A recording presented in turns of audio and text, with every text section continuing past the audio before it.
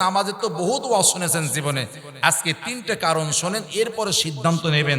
আপনি পুরুষ হন, নারী হন, আপনি যুবক হন, বৃদ্ধ হন, যেই হন না কেন, নামাজ আদায় করার দরকার আছে কিনা তিনটে বিষয় শোনেন, এরপরে নিজেকে প্রশ্ন করবেন যে আমাকে এখন থেকে 5 ওয়াক্ত নামাজ পড়ার দরকার আছে না নাই। ভাইয়েরা আমার, 1 নাম্বার, অনেকে চিন্তা করে আল্লাহ হজ জীবনে একবার করলে হয়ে যায়, সিয়াম বা রোজা বছরে 1 মাস রাখলে হয়ে যায়, যাকাত বছরে একবার দিলে হয়ে যায়। কিন্তু এমন একটা আমল, নামাজ দিলে দৈনিক 5 বার মসজিদে যাওয়া লাগে, এতবার যে কি মসজিদে পারা যায়, এরকম একটা মনের ভিতরে মাঝে মাঝে হয় না? কথা বলেন। আল্লাহ হজ জীবনে একবার, এরকম নামাজও জীবনে একবার হতো, তাহলে আমাদের আর বেনামাজি কেউ বলতো না। কিন্তু প্রতিদিন 5 বার কি মসজিদে যে সম্ভব? আল্লাহ বলেন, বান্দা এই নামাজ আমার জন্য না, এই নামাজ তোমাদের জন্য ফরজ করেছি। সুবহানাল্লাহ বলেন। ভাইরা আমার, একটু পিছনে ফিরে যেতে হবে। আমাদের আম্মা জান, আব্বা জান, আদম এবং হাওয়া আলাইহিস সালাম, দুইজনকে জমিনে নামিয়ে দেওয়া হচ্ছে, সাথে শয়তানও। কথা বলেন। বাপ মা নিজেদের জন্য যতটা চিন্তা না করেন, তার চেয়ে বেশি চিন্তা করেন সন্তানের জন্য। বাপ তো ওই মানুষটিকে বলা হয়, প্রতিটা ঈদ আসে আর ছিঁড়া সেলাই করা জুতো লুঙ্গি জামা পরে ঈদ কাটিয়ে দেয়, অথচ প্রত্যেক ঈদেই সন্তানকে নতুন জামা জুতো কিনে দেয়। কথা বলেন। সন্তান বলে, বাবা তোমার জুতোটা ছিঁড়ে গেছে, 1 জোড়া জুতো কিনে নাও। বলে, না বাবা, জুতোর যা অবস্থা আরো 2 বছর পায়ে দেওয়া যাবে। নিজের অভাব চাহিদাকে কোরবানি করে যেই মানুষটি সন্তানের জন্য চিন্তা করে তাকে বাবা বলা হয়। যেই মানুষটি 5 মাইল 3 মাইল হেঁটে হেঁটে বাড়িতে আসে, পকেটে 5টা টাকা খরচ করে না, চিন্তা করে সকালে বাচ্চা যখন মাদ্রাসায় যাবে টিফিনের টাকা চাবে, আমার কাছে তো আর টাকা নাই, এই টাকা দিয়ে যদি ভ্যানে চড়ি তাহলে সকালে টাকা দেওয়া যাবে না।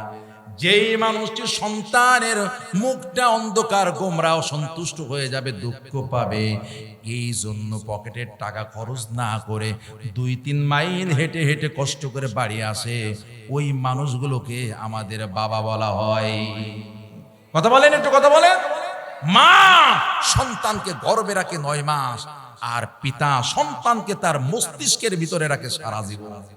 যেই জন্মগ্রহণ করে 3 বছর 4 বছর হয়ে যায়, টেনশন শুরু করে দেয়, কোন স্কুলে পড়ালে ভালো হবে। কথা বলেন একটু, কোন মাদ্রাসায় দিলে ভালো হবে। এরপরে মাদ্রাসার লেভেল পার হয়ে গেল, কোন ভার্সিটিতে, কোন কলেজে, কোন ইউনিভার্সিটি, কোন সাবজেক্টে অনার্স করলে ভালো হবে, এটা হয়ে গেল। কবে আমার সন্তান ভালো একটা কাজ পাবে, তার মানে পিতার মাথা থেকে এই চিন্তা কখনোই যায় না। এই মানুষগুলোকে আমাদের বাবা বলা হয়। আমি কি বোঝাতে পেরেছি আপনাদের? মা তো ওই নারীকে বলা হয়, প্রচন্ড পেটে ক্ষুধা, খাবার আছে একজনের, সন্তানও না খাওয়া, মাও না খাওয়া। মাতার ক্ষুধার যন্ত্রণা বুঝতে দেয় না, সন্তানের গালে খাবারগুলো তুলে দেয়। তার অন্তরের মধ্যে এমন ভালোবাসা তৈরি হয়, সন্তান গালের ভিতরে দিয়ে চাবিয়ে চাবিয়ে খায়, আর মা চিন্তা করে এই খাবার যেন আমার পেটের মধ্যে চলে যাচ্ছে সন্তানের উদরে। আর মা ভাবে না, আনন্দ হয়, তার চোখের অশ্রু চলে আসে, সে চিন্তা করে প্রচন্ড ক্ষুধার্ত, নিজের ক্ষুধার কথা ভুলে যায়। ওই সন্তানের মুখে ভাত তুলে দিয়ে, খাবার তুলে দিয়ে যিনি সন্তুষ্ট হন, খুশি হন, সেই নারীগুলোকে আমাদের মা বলা হয়। কথা বলেন একটু ভাই। গরিব মানুষ অন্যের বাড়িতে কাজ করে, সারাদিন হাড় ভাঙা খাটনি, আজকে ওই মালিকের বাড়িতে ভালো খাবার রান্না হয়েছে, আসার সময় রহিমাকে ডেকে বলতেছে, রহিমা এই খাবারগুলো তুমি নিয়ে যাও, খাওয়া। মায়ের পেটে সারাদিন ক্ষুধার যন্ত্রণা, খাবারগুলো পাওয়ার সাথেই চিন্তা করে, শাড়ির আঁচলের মধ্যে ঢেকে নেয়। কথা বলেন। চিন্তা করে আমার সন্তানটা না খেয়ে আমার পথের দিকে চেয়ে আছে, ওই খাবারগুলো নিয়ে ক্ষুধার্ত মা ক্ষুধার্ত সন্তানের মুখে তুলে দেয়, আর খুশি হয়, আনন্দ পায়। এই নারীগুলোকেই আমাদের মা বলা হয়। আমি বুঝাতে চাইলাম, পিতামাতা হলেন তারা যারা নিজেদের শান্তি সুখের কথা চিন্তা না করে সন্তানের সুখের কথা চিন্তা করে। আমার যুবক ভাইদের জন্য এই জায়গায় একটি সবক, সেই সন্তানেরা 18-20 বছর 22-24 বছর পর পিতামাতাকে পরোয়া করে না। ওই লেখাপড়া করতে গেছে অমুক জায়গায় ভার্সিটিতে, হঠাৎ একটা মেয়েকে হাজির নিয়ে এরকম হাত ধরে চলে এসেছে, সে বলে মা বা বাবা এই যে তোমার বিটার বউ, কেন তোমাকে 24 বছর 28 বছর 22 বছর এত তিল তিল করে গড়ে তুললো, তুমি ছোট বাচ্চা যখন, এমন কোনো জায়গা নেই যেখানে তোমার চুমু দেওয়া যায়, তোমার মা বাবা চুমু দেয়নি, এত দরদ করে আদর করে তোমাকে জন্ম দিয়ে লালন পালন করলো 24, 26, 28 বছর, আর তুমি একটা মেয়েকে নিয়ে এসে কেন সেই মা বাপ চাই না যে তাদের পছন্দ মতো একটু বাছাই করে তোমাকে একটা বিবাহ দেবে? এ চাই না? কথা বলেন তো, চাই কি চাই না? যেই মা বাবা তোমার 28, 24, 26 বছর পর্যন্ত তিল তিল করে গড়ে তুললো, সেই মা বাবা তোমার কল্যাণের জন্য একটু তাদের চিন্তা করার সুযোগ দেওয়া উচিত কি উচিত না? কথা বলেন তো ভাই। আমাদের সন্তানেরা আজ এত অধপতন হয়ে যাচ্ছে, একটু গায়ে বল, একটু অর্থ বল এসে গেলে আর পিতামাতাকে পরোয়া করে না। এই কথা বলতে হবে ভাই। আমার মোটরসাইকেল না কিনে দিলে বিষ খাবো, গলায় দড়ি দেব, নদীতে ঝাঁপ দিয়ে মারা যাব, এরকম ব্ল্যাকমেল করে পিতামাতাকে কষ্ট দেয়, এরকম সন্তান ও সমাজে। যাই হোক, বিষয়টা সেখানে নয়। আমাদের পিতামাতা আদম আর হাওয়াকে নামিয়ে দেওয়া হচ্ছে। অনেকে চিন্তা করে আমাদের পিতামাতা যদি নিষিদ্ধ গাছের ফল না খেতেন তাহলে তাদের দুনিয়ায় আসা লাগতো না। চিন্তাটা চরম ভুল। আল্লাহ মানুষ তো জান্নাতে রাখার জন্য বানায়নি, আল্লাহ তো জমিনে পাঠানোর জন্য বানায়ছে। ইন্নী জাইলুন ফিল আরদি, কথা বলেন, ফিল আরদি না ফিল জান্নাতি, কোনটা? যে আমি জান্নাতের মধ্যে আমার প্রতিনিধি পাঠাতে চাই বা বানাতে চাই, আল্লাহ কি এই বলেছিলেন নাকি জমিনে? কথা বলেন তো একটু। তা আমাদের তো জমিনের জন্য বানানো হয়েছে, জান্নাতের তো রেখেছেন, রিহার্সাল দিয়েছেন যে শয়তান কিভাবে মানুষের ক্ষতি করতে পারে, তার একটা রিহার্সাল জান্নাতের ভিতরে ঘটেছে। বোঝাতে পেরেছে আপনাদেরকে ভাই? পিতামাতাও নামতেছেন, শয়তানও। পিতামাতার মনে কি চিন্তা আছে না নাই? চিন্তাটা কি একটু গভীর ভাবে বোঝেন। আদম এবং হাওয়া আমাদের মা বাবা, চিন্তা করেন জান্নাতের মধ্যে এত সুখ, এত শান্তির মধ্যে আমরা ছিলাম, অথচ শয়তান তার ভিতরে আমাদের ধোঁকা দিয়ে দিয়েছে। আর এই সন্তান পৃথিবীতে যাচ্ছে, আমাদের সন্তানদের তো লোভ থাকবে, লালসা থাকবে, দুনিয়ার নানান কাজের চাপ থাকবে। এর মধ্যে তো শয়তান আমার সন্তানদেরকে, আমাদের সন্তানদেরকে বিভ্রান্ত করে দেবে। পিতামাতা বড় চিন্তাগ্রস্ত, এটা আল্লাহর কাছে সংবাদ আছে না নাই? নামায় দেবেন দুনিয়াতে, ওই সময় পিতামাতা খুবই চিন্তিত সন্তানদেরকে নিয়ে যে আমার সন্তানদের কি হবে। এই চিন্তার কথাকে আল্লাহর কাছে এই সংবাদ আছে না নাই? কথা বলেন, আছে না নাই? আল্লাহ আদম আর হাওয়ার মনের কথা বুঝতে পারলেন, ওই দিন একটি ফরমান জানিয়ে দিলেন। আল্লাহ তাআলা বললেন, قُلْنَا اهْبِطُوا مِنْهَا جَمِيعًا। ও আদম, হাওয়া আর ইবলিস সবাই নেমে যাও একসাথে। তোমাদের চিন্তা আমি বুঝতে পেরেছি, তোমরা সন্তানদের নিয়ে চিন্তায় বিভোর হয়ে পড়েছো। আদম আর হাওয়া, চিন্তা করো না, শয়তানের থেকে বাঁচার জন্য আমি আল্লাহ ব্যবস্থাপত্র দিচ্ছি। সুবহানাল্লাহ বলেন। আল্লাহ জানিয়ে দিলেন, ফাইম্মা ইয়াতিয়ান্নাকুম মিন্নি হুদা ফামা তাবিআ হুদায়া ফালা খাউফুন আলাইহিম ওয়ালা হুম ইয়াহজানুন। নারে তাকবীর। আল্লাহ বলে দিলেন, ও আদম হাওয়া, চিন্তা করো না, তোমাদের সন্তানদেরকে দুনিয়ায় আমি শয়তানের জন্য ছেড়ে দেব না। শুধু সন্তান পাঠানো হবে না, আমি আল্লাহ যুগে যুগে আমার কাছ থেকে হিদায়াতের কিতাব নাজিল করতে থাকবো। সুবহানাল্লাহ বলেন। ওই হিদায়াতের কিতাব ফামা তাবিয়া হুদায়া, যে বা যারা ওই কিতাব অনুসরণ করে চলবে। আমাদের জন্য যে কিতাব, তার নাম একটু সবাই জোরে বলেন। তার মানে আল্লাহ বোঝালেন, কোরআনের জন্য, যা কোরআন যাদের জন্য নাজিল হবে, ওই মানুষগুলো যারা কোরআনকে অনুসরণ করবে, মানবে, ইত্তেবা করবে, ফালা খাউফুন আলাইহিম ওয়ালা হুম ইয়াহজানুন, ওদের কোনো ভয় থাকবে না, ওদের কোনো চিন্তা থাকবে না, শয়তান ওদের সাথে ওদেরকে কিছুই করতে পারবে না। আল্লাহ জানেন। তাহলে আমরা যদি ভয় মুক্ত চিন্তা মুক্ত জীবন চাই, তাহলে কোরআনের সাথে সম্পর্ক দরকার আছে না নাই? আমি নামাজের ওয়াজ করতেছি তা কিন্তু ভুলে যাইনি, আপনারা ভুলে গেছেন নাকি? তার মানে আল্লাহ চান এই কোরআনের সাথে আমাদের সম্পর্ক হয়ে যাক। আল্লাহ এটাও জানেন এমন অনেক বান্দা রয়েছে দিনে তো দূরের কথা মাসেও একবার কোরআনের কাছে যায়, বছরেও যায় না, এরকম মানুষ আছে না নাই? এই জন্য আল্লাহ এমন একটা আমল দিলেন, বান্দা নামাজ বা সালাত এমন একটা আমল দিলাম, তুমি চাইলেও না চাইলেও দৈনিক 5 বার এই কোরআনের সাথে দেখা করা লাগবে। কথা বলেন। আল্লাহ বলেন ফাকরু মা তায়াসসারা মিনাল কুরআন, নামাজে আর যাই পড়ো আর না পড়ো, কোরআনুল কারীমের আয়াত নামাজে পড়াই লাগবে। আমি কোরআনের কাছে মাসে একবার যাই না, বছরেও যাই না, পড়তেও পারি না। বলে ও সমস্যা নাই বান্দা, এমন একটা আমল আমি তোমাদের জন্য দৈনিক 5 বার দিয়ে দিলাম। তুমি যখন 5 বার মুয়াজ্জিনের ডাক হাইয়া আলাস সালাহ হাইয়া আলাল ফালাহ এই ডাক শুনে মসজিদে হাজির হয়ে যাও, তুমি মসজিদে যে নিজে কোরআন পড়ে নামাজ আদায় করো, অথবা ইমাম সাহেবের কোরআন শুনে শুনে নামাজ আদায় করো। তার মানে দৈনিক আমি আল্লাহ এমন একটা ব্যবস্থাপনা দিয়েছি, এই কিতাবের সাথে যেন 5 বার দেখা হয়ে যায়। নারে তাকবীর! তাহলে নামাজ দৈনিক 5 বার দেওয়ার ফরজ করার 1 নম্বর কারণ হলো আল্লাহ চান বান্দার সম্পর্ক যেন কোরআনের সাথে হয়ে যায়। বুঝে আসছে আমার কথাগুলো? 2 নাম্বার বলেন হুজুর কোরআন সাথে কেন লাগবে? বলে আল্লাহ বলেন ভয় মুক্ত চিন্তা মুক্ত জীবন পেতে হলে কোরআনের কাছে যাওয়া লাগবে, আর কোরআনের সাথে সম্পর্ক রাখতে গেলে নামাজ আদায় করা লাগবে। তাহলে 1 নাম্বার কারণ পেয়ে গেলাম, আমরা যারা কোরআনের সাথে সম্পর্ক গড়তে চাই তাদের নামাজ দরকার আছে, যারা চাই না তাদের নামাজের দরকারও নাই। কথা একেবারে পরিষ্কার বোঝা গেছে কিনা? নাম্বার 2 হলো কবরে আমাদের প্রশ্ন কি আছে না নাই? কয়টা? 3টা প্রাথমিকভাবে করা হবে। 1 নাম্বার প্রশ্ন হবে মার রব্বুক, বান্দা বলো তোমার রব কি? বলবে না?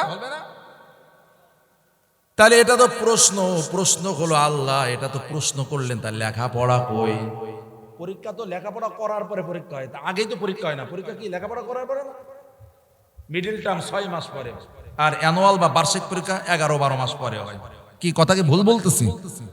তাহলে আল্লাহ যে বলবেন মান রব্বুক, ফেরেশতারা বলবে তোমার রব কে, তার লেখাপড়া কই আমাদের? আল্লাহ বলে লেখাপড়া আছে। সুবহানাল্লাহ, একটু বলা যাবে? প্রথম লেখাপড়া করালেন আল্লাহ স্বয়ং নিজে। সব রূহকে এক জায়গায় হাজির করা হলো, আর প্রশ্ন ছুড়ে দেওয়া হলো আলাস্তু বিরব্বিকুম, বান্দা বান্দিরা বলো আমি আল্লাহ কি তোমাদের রব নই? কে প্রশ্ন করেছেন এটা? সবাই বলেন আলাস্তু বিরব্বিকুম, আমি কি তোমাদের রব নই? ক্বালু বালা। ওই দিন সব রূহ স্বীকৃতি দিয়েছিল আল্লাহ অবশ্যই আপনি আমাদের রব। তা আমাদের যে ব্রেন আর মেধার অবস্থায় একবার পড়ালে তো মনে থাকার কথা না। আল্লাহ বলে এটা তো পড়ানো লাগবে, চর্চা করা লাগবে। আসো এই চর্চাটা নামাজের মাধ্যমে হয়ে যাক। একটু জোরে সুবহানাল্লাহ বলা যাবে না? একজন মানুষকে দৈনিক 5 ওয়াক্ত নামাজের মধ্যে 32 রাকাত নামাজ বাধ্যতামূলক। কয় রাকাত? 17 ফরজ, 12 সুন্নাতে মুআক্কাদা, 3 রাকাত বেতের। মোট কত হলো? 12, 17, 29 আর 3 32 রাকাত নামাজ আদায় করতে গেলে এবার এক এক রাকাতে একজন মানুষ কমপক্ষে 11 বার আল্লাহকে রবের স্বীকৃতি দেয়। নারে তাকবীর! বান্দা নামাজে দাঁড়িয়ে যায়, শুরুই আয়াত এভাবেই করে। মুখস্থ আছে তো সূরা ফাতিহা? পড়েন আমার সাথে আলহামদুলিল্লাহি, বলেন রব্বিল আলামিন। নামাজে দাঁড়িয়ে গেছেন, একবার আল্লাহকে রব মেনে নিয়েছে। কয়বার? এই 32 রাকাত নামাজেই সূরা ফাতিহা পড়া লাগে কি লাগে না, কথা বলেন? তাহলে প্রত্যেক রাকাতে একবার করে হচ্ছে। গোনেন, ভালো করে গোনেন, কয়বার হলো? আবার অন্যান্য আয়াতের ভিতর থাকতেও পারে, নাও পারে, কিন্তু একবার তো থাকবেই, মাস্ট, তাই না? তেলাওয়াত শেষ হয়ে গেল, তেলাওয়াত শেষ হয়ে গেলে এরপর রুকু আছে না নাই?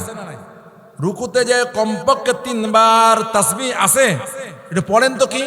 সুবহান রাব্বিয়াল আযীম, রবের কথা আছে। 3 বার হয়ে গেল, আর আগে একবার, মোট কয়বার হয়েছে? আর রুকুতে দাঁড়ানোর সময় যদি বলা হয় রব্বানা লাকাল হামদ, কয়বার হলো? 2 সিজদায় সুবহান রাব্বিয়াল আলা, 3 আর 3 মিলে 6 বার হয়ে যায়। সিজদায় 6 বার আর আগের 5 বার, মোট 11 বার হয়ে যায়। জোরে জোরে বলা যাবে নাকি সুবহানাল্লাহ? তাহলে এক রাকাতে কয়বার হলো? 11 বার, কমপক্ষে 11 বার, মানে 11 বারের নিচে পড়াই যাবে না। তাহলে নামাজ তো আর এক রাকাত না, নামাজ দৈনিক কয় রাকাত? 32 রাকাত। বুঝতেছেন আমার কথাগুলো কি বুঝতেছেন? এক রাকাতে 11 বার হলে 32 রাকাতে কত বলেন তো একটু? কে দ্রুত হিসাব করতে পারেন বলেন? দ্রুত গুণ কত, কয়রা বাসে কত অঙ্কে পাকা, একটু দেখে নি, তাড়াতাড়ি বলেন। আপনারা বললি তারপর আমি বলবো, ততক্ষণ বলেন, তাড়াতাড়ি বলেন। আরে সর্বনাশ করেছে তো, এই তো উত্তর চলে এসেছে, 352 বার। কতবার? এই কথা বলেন, কয়বার? তার মানে হলো, গভীর ভাবে বোঝেন, একজন 5 ওয়াক্ত নামাজি মানুষ দৈনিক, সে নারী হোক আর পুরুষ হোক, 352 বার আল্লাহকে রব মেনে নেয়।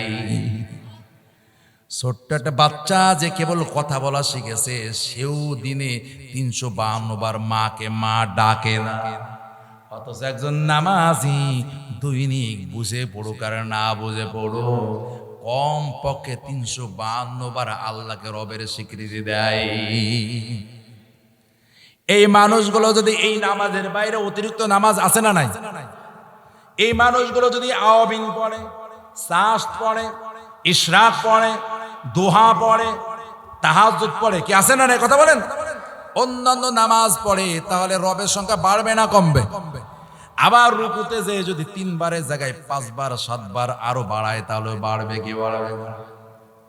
আল্লাহ বলেন, বান্দা, এই নামাজের মাধ্যমে কবরের প্রশ্নের ট্রেনিং দেওয়া হয়। তুমি যখন কবরে চলে যাবা, তুমি যদি নামাজ বুঝে বুঝে পড়ে থাকো, আল্লাহকে রব মেনে জীবন যাপন করে থাকো, কবরের ফেরেশতা বলবে মার রব্বুক, তখন ওই বান্দা বলবে, ও ফেরেশতা, এত সহজ প্রশ্ন কেন, এসে কঠিন প্রশ্ন নাই?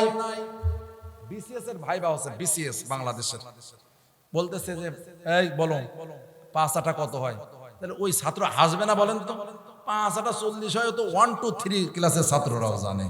বিসিএস এর ভাই যদি বলে 5 আটা 40 কত হয়, তাহলে একটা হাসির ব্যাপার না, কথা বলেন? একজন নামাজি, নিয়মিত নামাজি, তাকে যখন বলবে মা রব্বুক, হেসে দেবে। ও ফেরেশতা, এসে সহজ প্রশ্ন নাই তোমার কাছে? কত সহজ, এসে কঠিন প্রশ্ন কি নাই তোমার কাছে? বলে না এই জবাব দাও চলবে? কয় সরাসরি দেব না, একটু ঘোরায় দেব, কয় দিলেই হবে, উত্তর হলে হবে, তুমি যেভাবে দাও। এবার জবাব দিচ্ছে নামাজি, নামাজ এবার জবাব দিবে আলহামদুলিল্লাহি রব্বিল আলামিন। ও ফেরেশতা, এই কথার মধ্যে আমার রবের পরিচয় আছে, তুমি বুঝে নাও। সুবহানাল্লাহ বলে। ওই নামাজি বলবে সুবহান রাব্বিয়াল আযীম, এর মধ্যে আমার রবের পরিচয় আছে, তুমি বুঝে নাও। রব্বানা লাকাল হামদ, এর মধ্যে আমার রব আছে। সুবহান রাব্বিয়াল আলা, এর মধ্যে আমার রবের পরিচয় রয়েছে। ও ফেরেশতা, এরপরও যদি তুমি বুঝতে না পারো, শোনো, রব্বি আল্লাহ, আমার রব হলেন আল্লাহ। নারে তাকবীর! এই প্রশ্নের জবাব যারা চায় দিতে, যে আমি কবরে প্রশ্নের সঠিক জবাব দেব, তার 5 ওয়াক্ত নামাজ লাগবে। বুঝাতে পেরেছি আপনাদের? আর যদি বলেন যে না, ও যা হয় হবে না, ও দেখে নেবো ফেরেশতারা, আমার প্রশ্ন করতে আসো, তাহলে তার কোনো নামাজের দরকার নেই। আর যদি বলেন যে না, আমার এই প্রশ্নের জবাব দরকার, তাহলে আপনাকে ওই ইয়াদ আলী, ওই রমজান আলী, শুকুর আলী হলে হবে না, আপনাকে দৈনিক 5 ওয়াক্ত নামাজ পড়া লাগবেই না। ভাইয়ের আমার, শুধু তাই নয়, কোরআনের সর্বশেষ যে 10টা সূরা আছে, আলাম তারা থেকে নাস পর্যন্ত, কয়টা? এই 10টার মধ্যে আল্লাহ 6 সূরার মধ্যে রবের পরিচয় রেখেছেন। সুবহানাল্লাহ বলা যাবে না? চলেন ফিল দিয়ে শুরু করি, মুখস্থ আছে তো অনেকের। আল্লাহ বলেন আলাম তারা কাইফা ফাআলা, এরপরে রব্বুকা বিআসহাবিল ফিল। রবের কথা আছে না নাই? ফিল চলে গেল, এরপরে চলে যান কুরাইশ। কুরাইশ সূরা আছে না? আল্লাহ তাআলা বলেন ফালিয়াবুদু, তারপরে রব্বা হাযাল বাইত, রবের কথা আছে। 2 সূরার ভিতরে পাওয়া গেল। মাউনে নাই কিন্তু কাউসারে আছে। ফাসাল্লি লিরাব্বিকা ওয়ানহার, রবের কথা 3 বার হয়ে গেল। কাফিরুনে নাই কিন্তু নাসরে আছে। ফাসাব্বিহ বিহামদি রাব্বিকা ওয়াস্তাগফির, 4টে হয়ে গেল। এরপরে লাহাব এবং ইখলাসে নাই, তো ফালাক নাসে তো প্রথমে আছে। কুল আউযু বিরাব্বিল ফালাক, কুল আউযু বিরাব্বিন নাস। আল্লাহ বুঝিয়ে দিলেন বান্দা, এই সূরাগুলো যদি তুমি পড়ো, তোমার নামাজের মধ্যে রবের সংখ্যা আরো বেড়ে যাবে। তুমি এইভাবে যদি বুঝে বুঝে কবরের প্রশ্নের জবাব জোগাড় করার জন্য নামাজ আদায় করো, তাহলে তোমাকে অবশ্যই 5 ওয়াক্ত নামাজি হওয়া লাগবে। আর যদি মনে করে কবরের প্রশ্নের জবাব দরকার নাই, তাহলে নামাজও লাগবে না। এখন এই 2টা কথা শোনার পরে কি সিদ্ধান্ত নেওয়া যায় আমরা কি নামাজ পড়ার দরকার আছে না নাই? সবাই বলেন একটু। শুধু ঈদের নামাজ, রমজান মাসে তারাবির নামাজ, কোন নামাজ? দৈনিক 5 ওয়াক্ত নামাজ পড়াই লাগবে। কয়টা হলো? 2টা হয়েছে। ভাইরা আমার, ইমানের আমাদের যে দাবি, আল্লাহ তাআলা ইমানদার হওয়ার আগে আমাদেরকে আরেকটি কাজ করতে বলতেছেন। আপনি চা পান করবেন, চায়ের দোকানে যে যদি বলেন ভাই আমাকে 1 কাপ চা দেন, চায়ের দোকানদার সাথে সাথে চা দেয় না, গরম পানি দ্বারা ওই পাত্রটাকে ভালো করে ধুয়ে ফেলে, তাই না? নাকি যাওয়ার সাথেই যেমন ময়লা পাত্র তাতেই চা ঢেলে দেয়, এরকম যে আপনি খুব তাড়াহুড়ায় আছেন, তা গিলাস পরিষ্কার করার দরকার নেই, দিয়ে চা ঢেলে দিয়ে খেয়ে চলে যায়, এরকম হয়। ওই চায়ের দোকানদার কয়েকবার গরম পানি দ্বারা চায়ের কাপকে উত্তম রূপে ধুয়ে নেয়। এরপরে চা তৈরি করা শুরু করে, তৈরি করা হয়ে গেলে আপনার সামনে পরিবেশন করে। ঈমান আমাদের ইচ্ছা মতো এনে মুমিন দাবি করলে হবে না, ঈমান আনতে হবে এই কোরআনের ফর্মুলা অনুযায়ী। এই কিতাব যদি আপনাকে বলে যে হ্যাঁ আপনি মুমিন, তাহলে আপনি মুমিন। এই কিতাব যদি আপনাকে বেঈমান বলে, মুনাফিক বলে, আর 800 কোটি মানুষ পৃথিবীর ভোট দেয় যে না আপনি সবচেয়ে ভালো মুমিন, আল্লাহ বলেন না, তুমি দাবিতে মিথ্যাবাদী। কারণ ঈমানের দাবিতে আল্লাহ 2 ভাগ করেছেন মানুষকে, কেউ সত্যবাদী, কেউ যারা সত্যবাদী তারা আসল মুমিন, যারা মিথ্যাবাদী তাদেরকে কোরআন বলেছে মুনাফিক। ভাইরা আমার, এই জন্য আল্লাহ তাআলা ঈমানের শর্ত দিতে গিয়ে বলেন, ও বান্দা শোনো, ফামান ইয়াকফুর বিত-তাগুত ওয়া ইউমিন বিল্লাহ, যদি তোমার ইচ্ছা মতো ঈমান আনো তাহলে সেটা তোমার ব্যাপার, আর যদি আমি আল্লাহর ইচ্ছা মতো আনো তাহলে আমার ফর্মুলা শোনো। আগে ঈমান আনাটা নয়, নামাজের ওয়াক্ত হয়েছে এর মানে আপনি দৌড় দিয়ে আপনি নামাজ শুরু করে দেবেন তা নয়। ওযু করার দরকার আছে না নাই? গোসল প্রয়োজন হলে গোসলের দরকার। নামাজের বাইরে 7টি শর্ত আছে, সেগুলো পূরণ করে নেওয়া দরকার। নামাজ ওক্ত হয়েছে, ইচ্ছা মতো নামাজ পড়বেন, তাতে হবে না। আল্লাহ বলেন, বান্দা ঈমান আনার জন্য তাড়াহুড়া করো না, ঈমান আনার আগেও আরেকটি চূড়ান্ত কাজ রয়েছে। সুবহানাল্লাহ। আল্লাহ তাআলা বলেন, ফামান ইয়াকফুর বিত-তাগুত ওয়া ইউমিন বিল্লাহ, ঈমান পরে আনো বান্দা, আল্লাহর সাথে ঈমান আনার আগে তাগুতের সাথে সম্পর্ক ছিন্ন করা লাগবে। কিন্তু আমরা হলাম আজব ঈমানদার, তাগুতের দলে, তাগুতের সাথে, তাগুতের সামিয়ানা দলে থেকে বলে, হুজুর আমি এই দলেই মত ছাড়তে পারবো না, এরপরে জান্নাতে কিভাবে যাওয়া যায় আমাকে পথ দেখিয়ে দেন। এরকম লোক কয়রায় আছে না নাই বলেন তো? হুজুর যে দল করি, যে মত লালন করি, ও কুরআন ভালো না বললো ওই দলই করব, জান্নাতে যাওয়ার জন্য সকাল বিকাল তাসবিহ কত টানতে হবে তাই শিখাই দেন, দল ছাড়তে পারবো।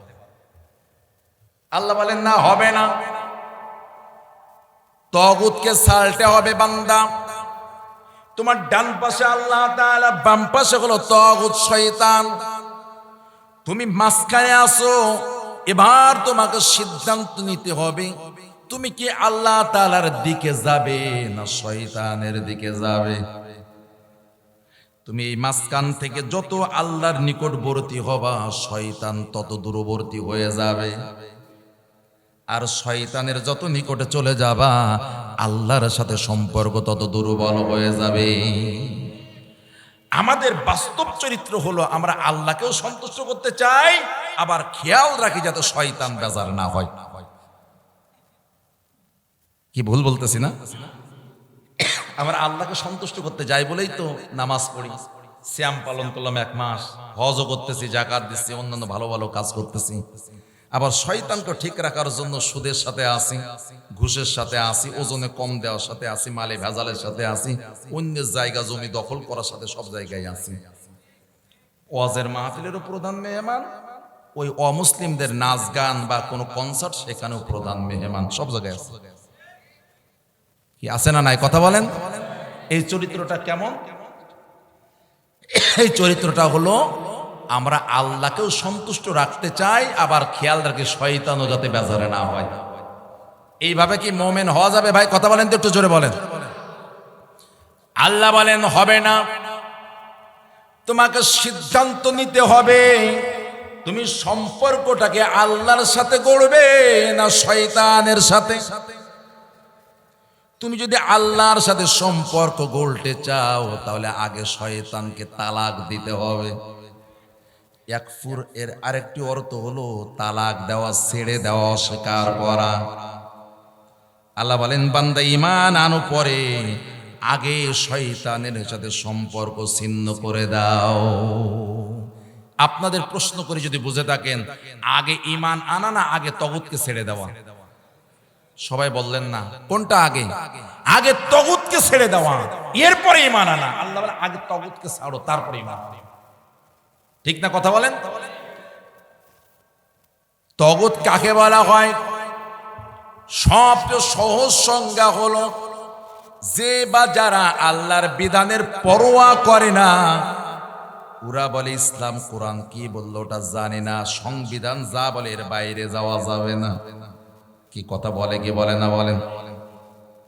ভাইরা আমার, ওই সংবিধান যদি এত দামি আর এত গুরুত্বপূর্ণ হয়, এই স্বাধীনতার 55 বছর পেরিয়ে যাচ্ছে, কেন তা 15 বার বদলানো লাগলো? কয়বার বদলাতে হয়েছে বলেন তো? 15 বার সংশোধনে আনা লেগেছে।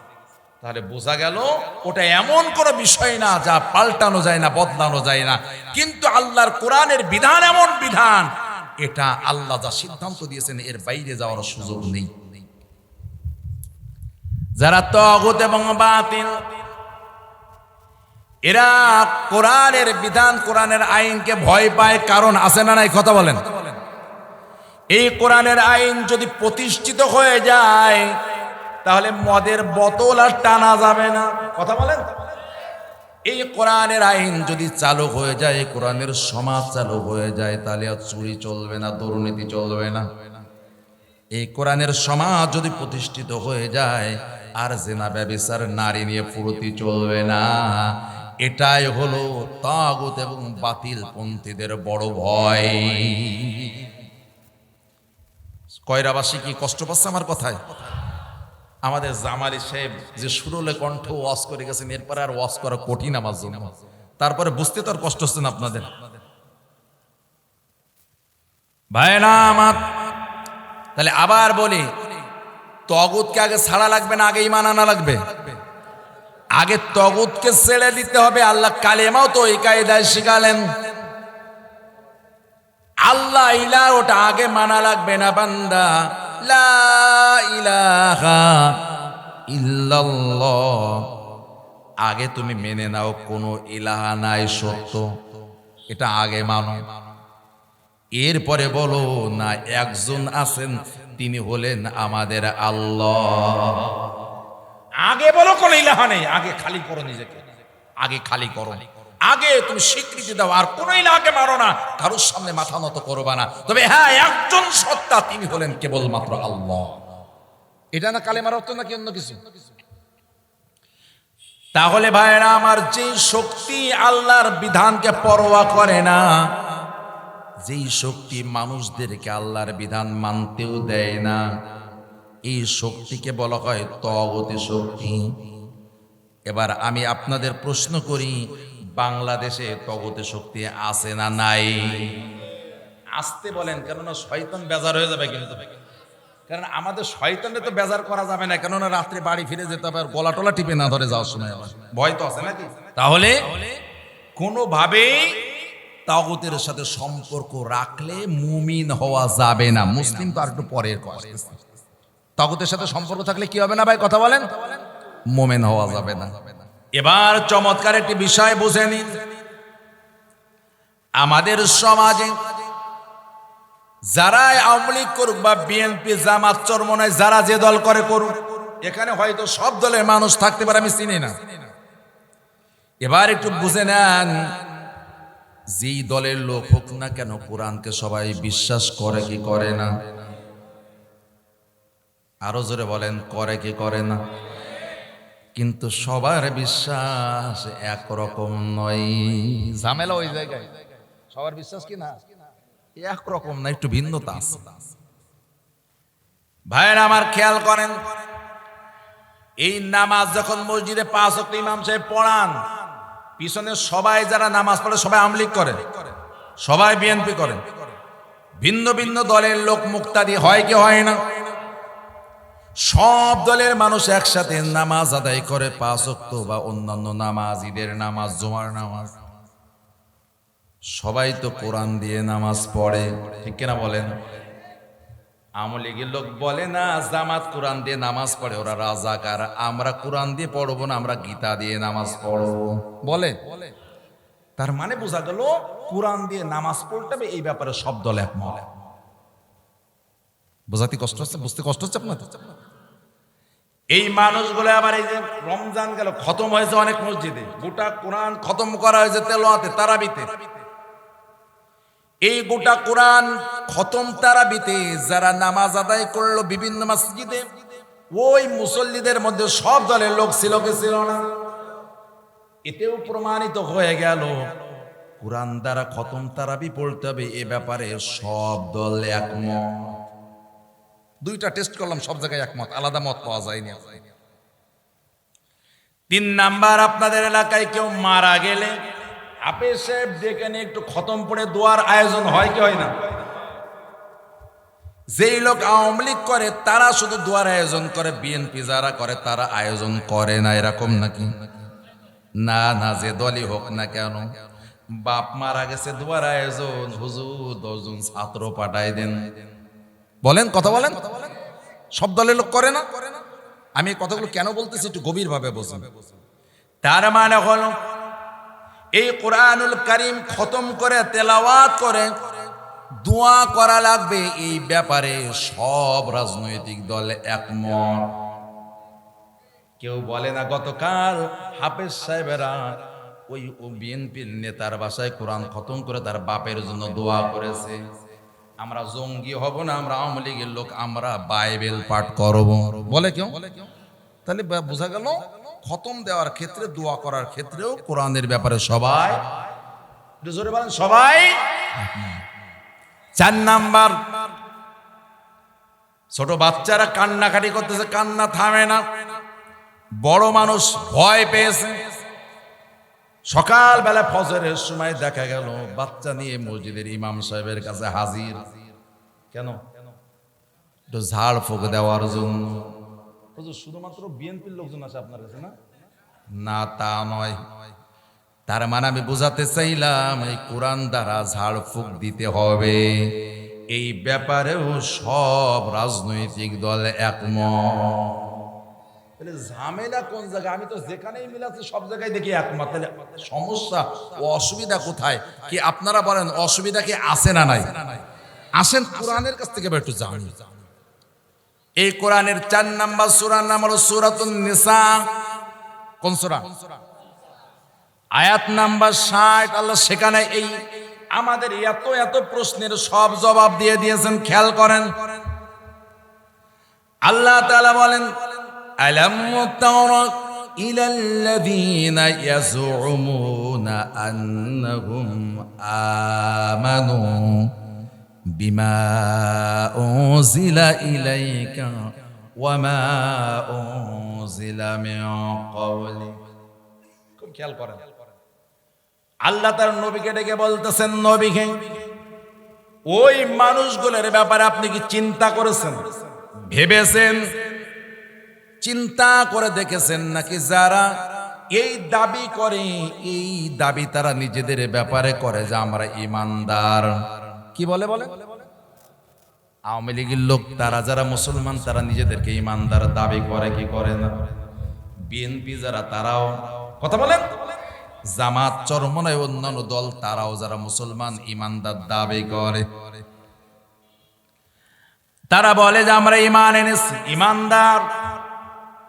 বিমা উনজিলা ইলাই, ও নবী আপনার প্রতি যে কিতাব তথা কোরআন নাজিল হয়েছে এটা আমরা বিশ্বাস করি। নবী গো, শুধু এই কিতাব না, এত পর্যন্ত সমস্ত নবী রাসূলের উপরে এর আগে যত কিতাব নাজিল হয়েছে ওইগুলো আমরা বিশ্বাস করি। কিন্তু আল্লাহ তাআলা বলেন, ইউরিদুনা আইয়াতাহাকামু ইলা তাগুত। বুঝতেছেন আপনারা আমার কথাগুলো? আল্লাহ তাআলা বলেন, তবে সমস্যা হলো এই মানুষগুলোর যখন ব্যক্তি জীবনের, পারিবারিক জীবনের, সমাজ জীবনের, রাষ্ট্র জীবনের, অর্থনৈতিক জীবনের সমস্যার সমাধান দরকার হয়, তখন আর তারা সবাই কোরআনের দিকে ফিরে যেতে চায় না। ওরা মানব রচিত, তাগুত রচিত আইন আর বিধানের কাছে সমাধান চেয়ে নেয়। ওদের কাছে তখন আর কোরআন সচল থাকে না। ডক্টর কামাল হোসেনের লেখা সংবিধান দামি হয়ে যায়। কথা বোঝাতে পেরেছে কিনা? তখন আর ব্যক্তি, সমাজ, রাষ্ট্র, অর্থনীতি এর বিধান আর কোরআন থেকে নেয় না। ইউরিদুনা আইয়াতাহাকামু ইলা তাগুত, সমাধান নেওয়ার জন্য ব্রিটিশের কাছে যায়, আমেরিকার কাছে যায়, তারা চলে যায় ইন্ডিয়ার কাছে, চলে যায় মানব রচিত আইনের কাছে চলে যায়। তখন বলে, হুজুর এই কোরআন নামাজে চলে, তেলাওয়াতে চলে, খতমে চলে, দুআয় চলে, রাষ্ট্র চালানোর জন্য এই কোরআন চলে না। এখানেই হলো ওই মানুষগুলোর ভিতরে আলাদা আলাদা ক্লাস হয়ে যাচ্ছে। এই কথা কি হুজুরের ওয়াজ না আল্লাহর ওয়াজ? জোরে বলতেছেন না আপনারা? কার ওয়াজ? আল্লাহ তাআলা বলেন, ওদের জীবন সমস্যার সমাধানের জন্য আর কোরআনের কাছে যায় না। কোথায় যায়?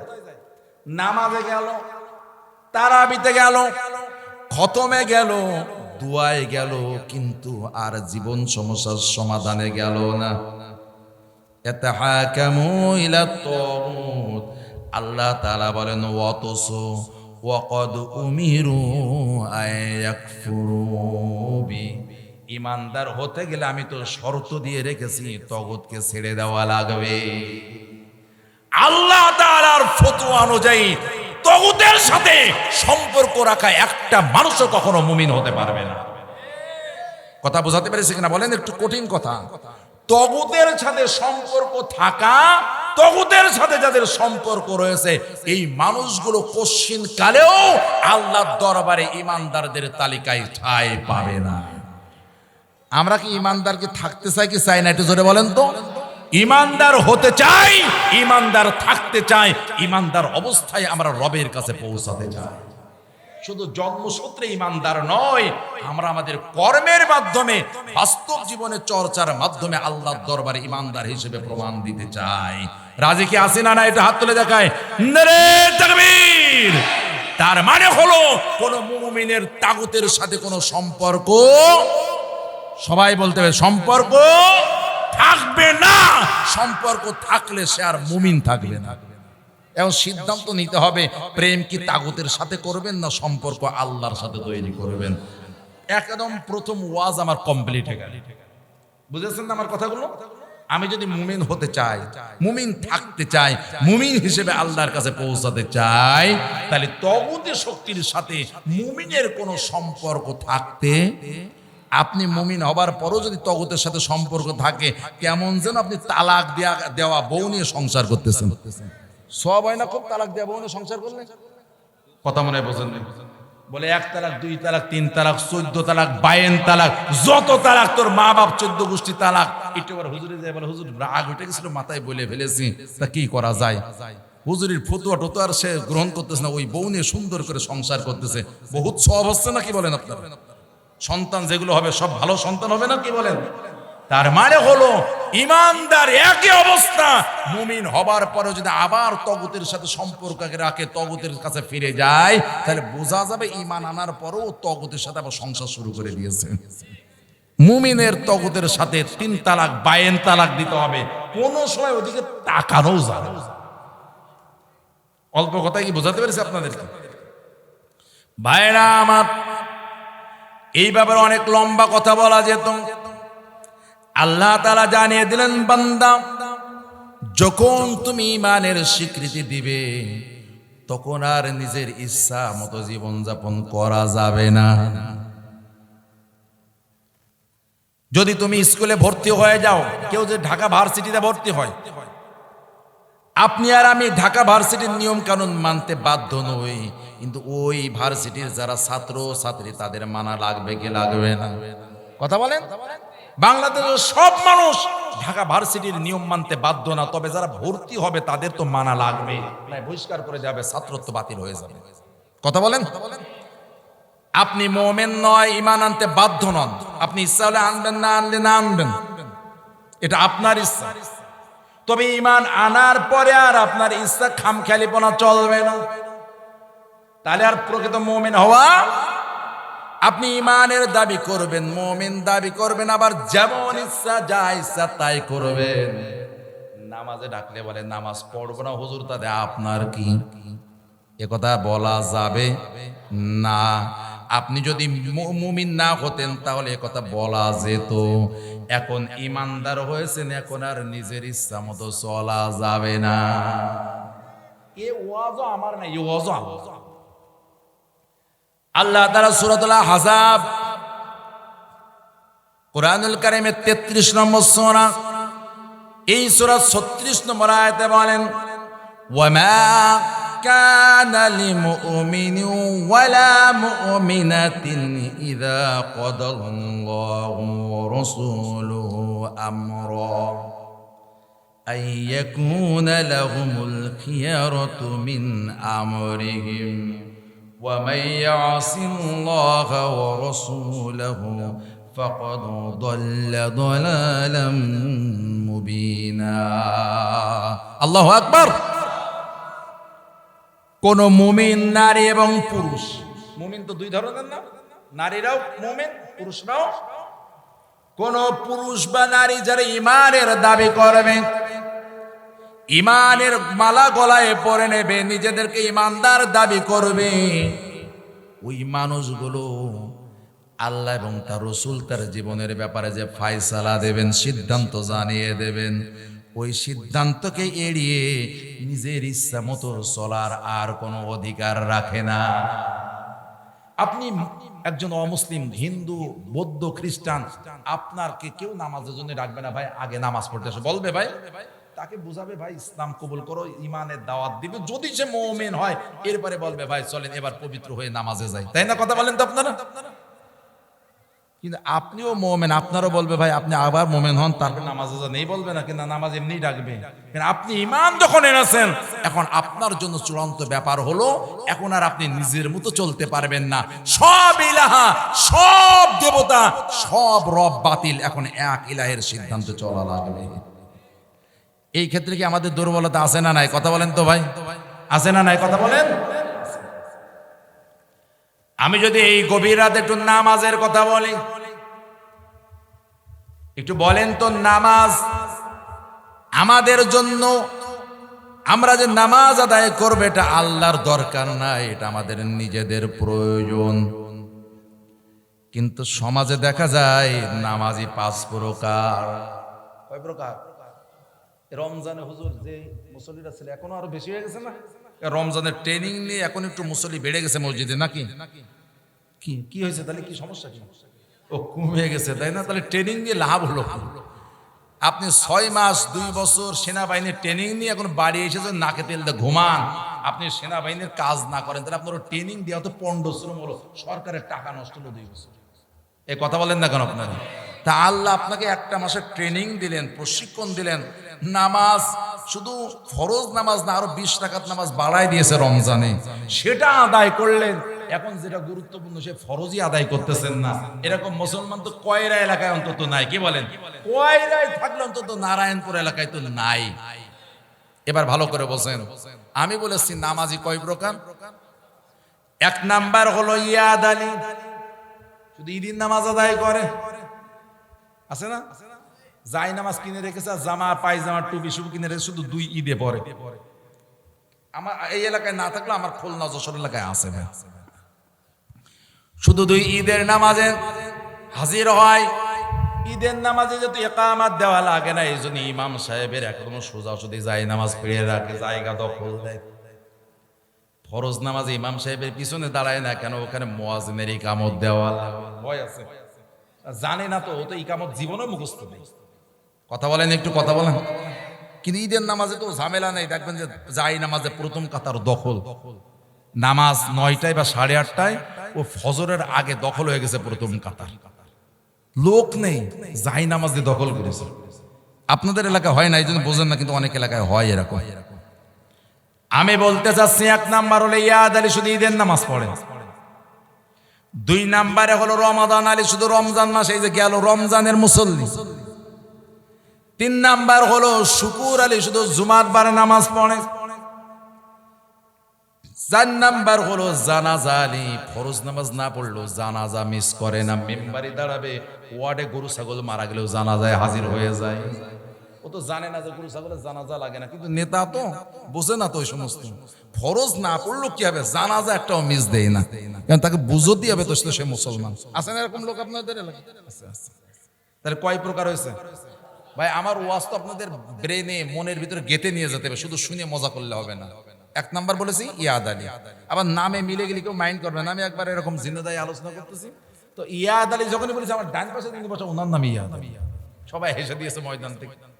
এরকম মিলে গেলে মাইন্ড করার দরকার নেই, আমি শুধু বোঝানোর জন্য বলতেছি, আপনাদের মনে থাকবে অনেক। তাহলে কয় প্রকার বলেছি? ইয়াদ আলী, রমাদান আলী, শুকুর আলী, জানাজা আলী। 5 নম্বর হলো মতলব আলী। মুকি আলী মানে বিভিন্ন মতলবে মসজিদে হাজির হয়। অনেকগুলো মতলব আছে, আমি শুধু 2টা মতলব বলি। 1 নাম্বার মতলব হলো 5 ওয়াক্ত তো ধার ধারে না, কিন্তু হঠাৎ একদিন ফজরে হাজির। ও 5 ওয়াক্ত আসে না, কিন্তু কোন নামাজ এসেছে? ফজরে হাজির, নামাজ পড়তে এসেছে, নামাজ পড়ে চলে গেছে, কিছু কারোর সাথে কোনো সালাম কালামও নাই। ওই মুসল্লি আবার জোহরের নামাজে হাজির, নামাজ শেষ কিন্তু যাচ্ছে না, বসে আছে, হুজুরের সাথে একটু কথা বলবে। হুজুর মানুষ তো তাড়াতাড়ি নামাজ পড়লে হবে না, সবাই চলে যাবে, তখনও হুজুরের পড়া লাগবে। হুজুরের কবর আলাদা আর আপনাদের কবর আলাদা, তাই না? হুজুর এত তাড়াতাড়ি নামাজ পড়ে চলে গেল, আমাদের শেষ হইলো না, হুজুরির তো আলহামদুলিল্লাহ ভুলের কোনো অভাব নেই, পা মাথার চুল থেকে পায়ে তালু পর্যন্ত ভুল হুজুরির। কি বলেন আপনারা? এরকম লোক আছে না নাই? বাড়িতে কোনো খাইয়ে কাজ নেই, মসজিদে এসে খুব মাত্তবাড়ি দেখানো লোক খুলনা যশোরে আছে ভাই, আপনারা মাইন্ড করেন আছে। ভাইরা আমার, জোহরে বসে আছে, যাচ্ছে না, কারণ আছে। ওই যে মতলব আলী বললাম না, হুজুরের নামাজ শেষে যায় বলতে, হুজুর আমার আজকে বাপের মৃত্যুবার্ষিকী, আসরের সময় একটু দোয়ার আয়োজন আছে। বুঝেছেন নামাজে কি জন্য এসেছে মসজিদে, বুঝতে পেরেছেন? হুজুরিদের একটু দোয়া করাবে বাপের জন্য বা মায়ের জন্য বা ভাইয়ের জন্য বা আপন জনদের জন্য, এই জন্য হুজুরি নগদে যে একদম আসরের সময় দাওয়াত দেয়। কি করে? এই জন্য স্টার্ট করেছে ফজর থেকে, যে হুজুরে বুঝেছে, হুজুর আমি কিন্তু বেনামাজি না, আমি কিন্তু ফজরের নামাজও পড়ি। বুঝাতে পারছি আপনাদের? ফজর থেকে শুরু করেছে মানে হুজুর ওই সময় কিছু বলি, শুধু হুজুরের দেখা দিয়ে গেছে, হুজুর একদম জোহরে সাজো সাজো আসলে কেমন দেখা যায়, এই যে ফজর থেকে স্টার্ট করে হুজুরে বুঝাচ্ছে, হুজুর আমি কিন্তু বেনামাজি না। আল্লাহ তো মতলব জানে নাকি জানে না? আসরে দাওয়াত দিল, দোয়া হয়ে গেল, আর আমাদের দায়িত্ব তো যেই মারা যাক না কেন দোয়া করে জান্নাতে ছাদে উঠানো লাগবে। এমন ভাবে আমার হুজুরদের দোয়া করা লাগে, মনে হয় আল্লাহ জান্নাত ইমামদের কাছে বন্ধ করে রেখে দিয়েছে। আল্লাহ বলে দিয়েছে, যারে যারে ইচ্ছা তুমি বিতরণ করো, ইজারা দিয়ে দিয়েছে। মানে আমাদের তো উপায় নেই, বাটি বন্ধ নাই, বেতন বন্ধ নাই, বাড়ি ছাড়া হতে হবে, নানান তাল হবে। আজকে জুমায় আলোচনা করেছি, এই আল্লাহর বিধান নিয়ে আলোচনা করেছি, যে রব হিসেবে আমরা আল্লাহকে স্রষ্টা মানি, আমরা আল্লাহকে পালনকারী মানি, আল্লাহকে রক্ষাকর্তা মানি, কিন্তু বিধানদাতা মানি না। এই কথা আজকে জুমায় আলোচনা করার পর এক নেতা এসে বলতে, হুজুর 72 সংবিধানের ব্যাপারে কোনো কথা বলা যাবে না। বুঝেন নাই? এটা আমাদের প্রাণ, আমাদের হৃদয়, আমাদের কলিজা টলিজা নানান বয়ান দিচ্ছে আমার সামনে। বুঝতে পেরেছেন আমি কি বলতেছি আপনাদের? ভাইরা আমার, তাহলে জোহর হয়ে মাগরিব ফজর হয়ে গেল, জোহর গেল, আসরের সময় দোয়া হয়ে গেল। আসরের পরে রক্তের নামাজের নাম কি জোরে বলেন? দোয়া তো কমপ্লিট। এখন ওই মুসল্লি যে 3 ওয়াক্ত ছিল, ওর যদি গোয়েন্দা বাহিনী দিয়েও খোঁজা হয়, অন্তত মসজিদ এলাকায় আর খুঁজে পাওয়া যাবে না। ওই যে 3 ওয়াক্ত নামাজ 1 বছর পরে, ওটা হলো মা বাপের দোয়ার জন্য মতলবে মসজিদে হাজির হয়েছে। ওটা আল্লাহর জন্য না, আল্লাহর সন্তুষ্টির জন্য না, ওটা হলো মা বাপের দোয়া পাঠাতে হবে, তাই 3 ওয়াক্ত। কি বোঝাতে পেরেছি আপনাদেরকে? আর একটা মতলবারের নামাজ হলো নির্বাচন। সামনেই যে স্থানীয় সরকার নির্বাচন আছে, তফসিল ঘোষণা হোক বা তারা আগে আগে দেখবেন নতুন জামাওয়ালারা বেরোবে, নতুন টুপিওয়ালারা বেরোবে। সারা বছর সারা জীবন নামাজের খোঁজ নাই, নির্বাচনের মেম্বার বা চেয়ারম্যানিতে দাঁড়াবে, এখন নামাজ পড়া শুরু করেছে। হুজুর যে বলে, হুজুর দোয়া ভোটের দরকার নেই, একটু আমার জন্য দোয়া করবে, বলেন এরকম ভাই? ও দেখবেন ঘুরবে, সব ওয়ার্ডের ভিতরে যত মসজিদ আছে একটা বাদ দেয় না, ঘুরে ঘুরে নামাজ পড়ে। যদি চেয়ারম্যান হয় তাহলে ইউনিয়নের কোনো মসজিদ বাদ দেয় না, ঘুরে ঘুরে নামাজ পড়ে। 3 মাস 6 মাস খুব কষে নামাজ পড়ে, হয়তো তাহাজ্জুদ পড়ে, হয়তো সাস তাওয়াবিন সবই পড়ে। 3 মাস অথবা 6 মাস পরে যখন নির্বাচন শেষ হয়, সে নির্বাচনে জিতবে, অথবা ও জিতুক আর হারুক, এমন কিসিমের নামাজি আগামী 5 বছর আর মসজিদের সাথে দেখা নাই, সাক্ষাৎ নাই। বলে এবার জিতে গেছি বা হেরে গেছি, ও মসজিদ আল্লাহ বাঁচায় রাখলে 5 বছর পর আবার তফসিল ঘোষণা হলে আবার আসবো। এই যে 3 মাস আর 6 মাসের নামাজ, এটা আল্লাহর জন্য হয় নাই, এটা হয়েছে মতলবের কারণে। তাফসির কি বুঝতে পেরেছেন? মতলবের নামাজ, হ্যাঁ তাফসির বুঝতে পেরেছেন আপনারা? নামাজ কি এই সমস্ত মতলব বা এই সমস্ত কারণে পড়বো না, আমার জন্য পড়বো?